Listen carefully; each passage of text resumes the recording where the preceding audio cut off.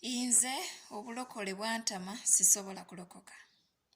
Inze sisobola kuva mu ddiini yange kulokoka.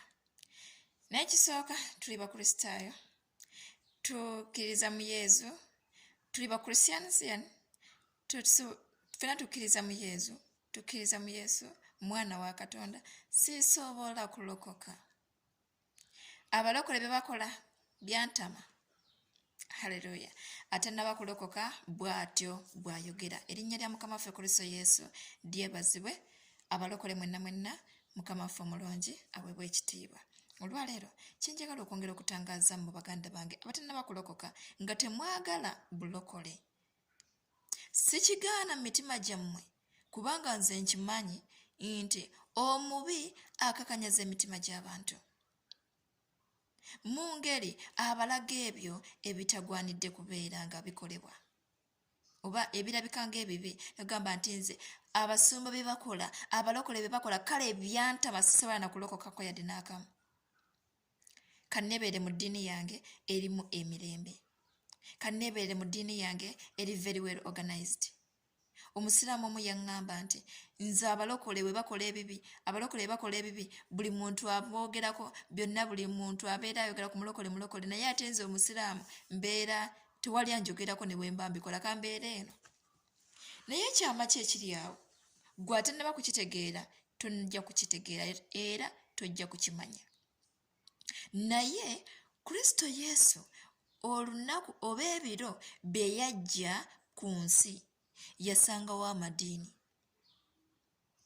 Yasangawo eddiini y'Abafalisaayo, Abawandiisi n'Abasaddukaayo, ng'abo beetooloolera mu bitabo by'amateeka, aby'Abayibulayimu, endagaano y'okukomola n'amateeka ga Musa. Bonna bonsatule, Abawandiisi, Abafalisaayo, Basaddukaayo, nga batambulira mu mateeka ga Ibulayimu n'amateeka bya gundi n'amateeka ga Musa. N'olwaleero bwe kityo bwe kiri, Abasiraamu batambulira mu ndagaano ya Ibulayimu ey'okukomola. Nabbi Musa amateeka ge ne bagayigiriza, n'ebirala okutuuka ku Muhammadi yabawa byonna bye yabayigiriza. Ne tugenda mu bakristaayo ffenna tuli bakristaayo abakkiriza mu Kristo Yesu. Ndi mulokole, ndi mukristaayo. Oli mukristaayo omuprotestanti. Ekyobuprotestanti tekyawandiikibwa mu Bayibuli, simanyi gye kiri. Abakatoliki muli bakristaayo naye obukatoliki kiri mu bitabo, abaprotestanti bali mu bitabo, aba-Seventh Day bali mu bitabo ebyabwe, naye mu Bayibuli mulimu sabbiiti, yes, naye Mukama waffe ye Mukama wa sabbiiti. Byonna tetulina makulu ya kugibeera okugisinza, kugigulumiza, wabula kukolerako nga Mukama waffe Yesu byayagala. Bwe yajja okutuukiriza byonna. Era bwe baatandikanga okumunenyanga, lwaki okola bino n'ebino ku sabbiiti, lwaki okola bwati ne bwoti, Abafalisaayo abamanyi amateeka ga Musa n'amateeka n'endagaano za Ibulayimu, endagaano ya Ibulayimu, nga be banenya Mukama waffe Yesu wanje, be baanenyanga, naye yabasangawo n'agamba nze sizze kuggyawo mateeka, naye yaleeta bulokozi. Bamanyi balina Ibulayimu jjajjaabwe, kati ate Kristo Yesu ayagala abali bamukkirize. Yaleeta bulokozi, ebigambo byonna mu Bayibuli ne biwandiikirwa bulungi nnyo bamikwano, nti atazaalirwa mulundi gwakubiri tayiraba bwakabaka bwa Katonda. Kati gwe muganda wange, okuzaalibwako okwokubiri simanyi butya bwe wazaalibwamu. Omuntu akkiriza na mutima gwe n'ayetona akamwako okulokoka. Katonda ayagala abantu bonna okulokoka n'okutuuka mu kutegeera amazima. Waliwo eddiini gye bayita Isa Masiya, eyo y'enkaabya n'okunkaabya, kubanga bamuyita Isa Masiya. Bagenze bakigase mu Basiraamu ne bakireeta aba ne mu Bayibuli nakyo nkireeteyo Masiya, ate Masiya kiri mu bagundi mu Basiraamu, ffe tulimuyita Mesaya oba Mazi, byonna kyekimu anyway. Kati bakirese babifaananyirizaamu ng'ekyabalokole. Banaye Sitaani akoze enkwe. Abakatoliki yalabanga Abakatoliki bava Mukatoliki bajja mu bulokole straight, n'agamba nedda katubateekawo Abakarismatic. Abakarismatic beefaananyiriza Abakatoliki. Kati bali awo bwe badda mu karismatike ne beefaananyiza nga balokole omwoyo omutukuvu akka kumbe bambi si bya mwoyo wa mukama ne bwe munaasaba mu linnya lya mukama ne muyita omwoyo omutukuvu sitaani yagasa emyoyo gye okubeera nga gikola ebyamagero eyo bino mbyogera waliwo obujulizi bw'omuntu omu eyali akikulira ekyo mu kyo nga sitaani yamuteekawo yali agenti nga be bakoze eddiiru eyo kubanga abalokole baali babafuukira ensonga yagamba kati lwaki bavaayo eri mu byaffe ewaffe eri basinze katonda naye nga bamanyi basinza katonda naye nga si katonda ne bateekawo y'abakarismatike kati kinekino ekyabayisa masiya nakyo kiringa ekyefaananyiriza ekya yesu nekyenga si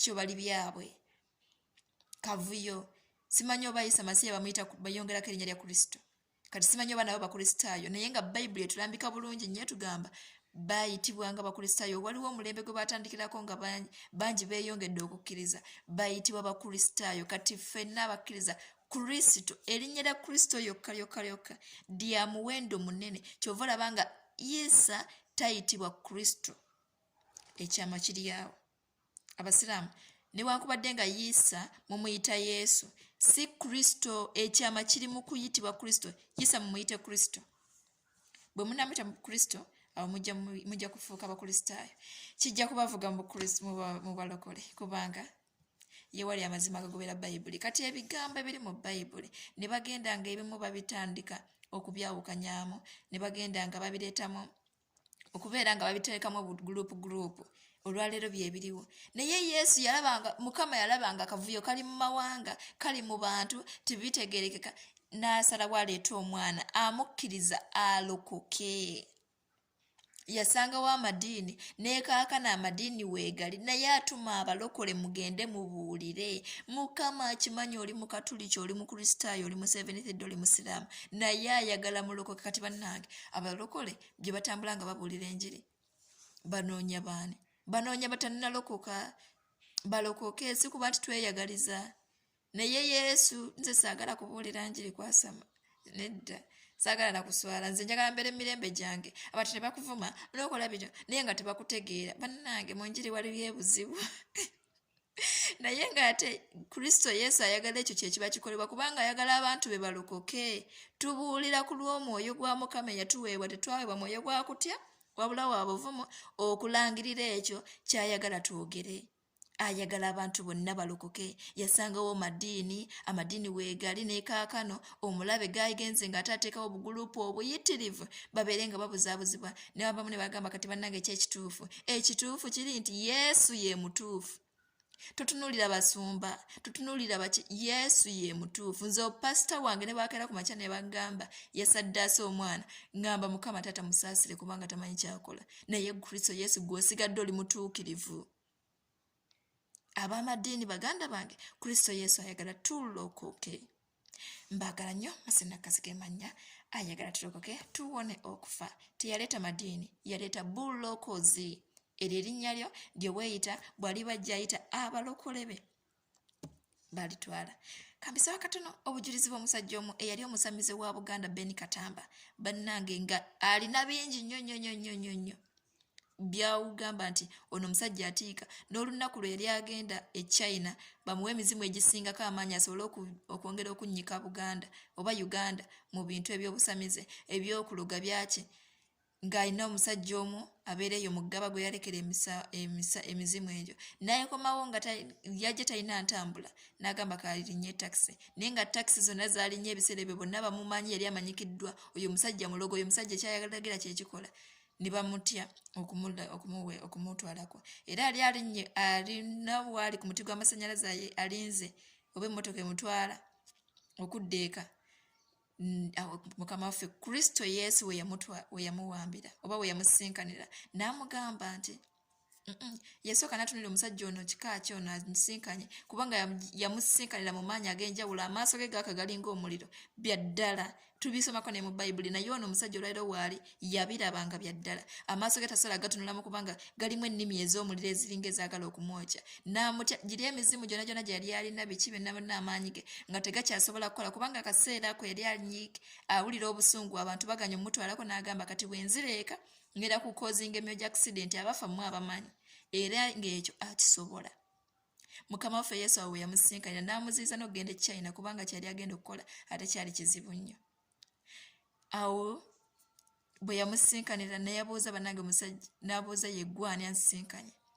Ngenda kukolagako amaanyi nze bampita Beni Katamba nze gwe Lucifer yanteekawo okusamirira Buganda, si Buganda yali Uganda yonna yonna, n'emizimu nampa emizimu mitwalo bwegite emitwalo gyali 3 bingi bye yamugamba nga yeewaana nti yeewa amaanyi tamanyi nti amusisinkanye ye mukama wa Lucifer. Naye mu kaseera ako Mukama waffe omulungi yali akyamubuuza nti erinnya ly'oggwani Yesu n'asirika. Bwe yalaba ekigundi bwe kiti ekintu ekimwetoloola ekimwetimbako bati mu ngeri ya yero ne kujjako ebigambo erinnya Yesu. Ekyo kacyoka kyakwava mu nze kubanga nateranga okugamba nti Yesu ne Yesu linnya ly'ettuufu lye tulina okuyita Yesu mu Luganda. Ono yawadde obujulizi n'agamba Yesu kubanga yali Mukatoliki ate mu kumuwambibwa okujja okuweereza Sitaani agamba nti Yesu erinnya lye lyamwetimbako. Teyalina kunnyonnyola nti bannange yono Yesu. Yamugamba nti yali tamuwulirangako yadde tamumanyi tayamumanyi nnyo nabimufaako. Nagamba obadde onjigganya, namugamba badde nkuyigganya nti obadde oyigganya amakanisa gange, obadde oyigganya abantu bange ng'obalemesa mu kusaba kubanga obulokole mu kusaba kuziyiza ebyobwa Sitaani. Bannange baganda bange kyenva mbasabira, kyenva ndyegomba mulokoke. Obujulizi tubuwuliriza ne tugamba byabulimba naye amazima goli mu kugaana. Bw'omanya amazima gakufuula amaddembe bw'ogatwala nti byabulimba. It's all about you ng'obujulizi bwa Aida Nakasujja bu clips obumu butambula ne batandise bikolamu comedy batandise bikolamu ki naye nga bya ddala. Niwankubadde omukyala ali mu kuwa obujulizi alinga eri arrogant walinga ki naye nga bya ddala.